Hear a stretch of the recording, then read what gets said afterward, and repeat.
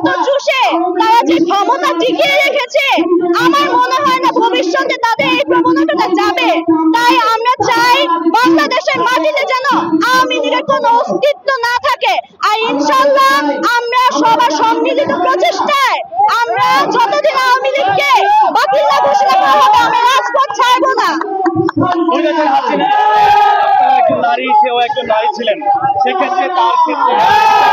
দেখুন, বাংলাদেশের নারী পুরুষের সমান অধিকারের কথা বলা হয়, সে যে নারী ছিল বলে তাকে সে একটা অন্যায় করবে তাকে ছাড় দিব, এটা হতে পারে না।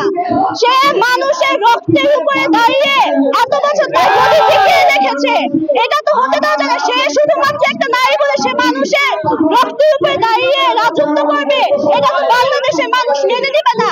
আমি মনে করি মনে প্রাণে বাংলাদেশের মানুষ নারীদেরকে যথেষ্ট পরিমাণ সম্মান দেয় এবং আমরা নারীদেরকে যথেষ্ট পরিমাণ ওই সম্মানটা দেওয়ার জন্যই তৎপর আছি। কিন্তু সেক্ষেত্রে নারী বলে তার যে অপরাধগুলো মাফ করে দিব, এটা তো হয় না।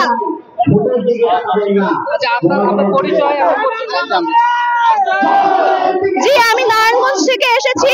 আমি বৈষম্য বিরোধী ছাত্র আন্দোলনে একজন সহযোদ্ধা ছিলাম, সবার সাথে আমি আন্দোলন করেছি, এটাই আমার পরিচয়। আমি সাধারণ একজন স্টুডেন্ট আর বাংলাদেশের জনগণ, এটাই।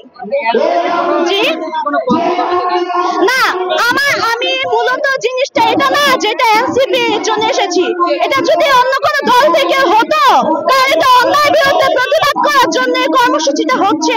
এটা যে কোনো দল থেকে হলে আমি সংহতি প্রকাশ করতাম, কারণ আমি অন্যায় বিরুদ্ধে বলতে চাই। এটার জন্য আমার কোনো স্পেসিফিক দল লাগবে না, আমি সাধারণ একটা মানুষ, এটাই আমার পরিচয়।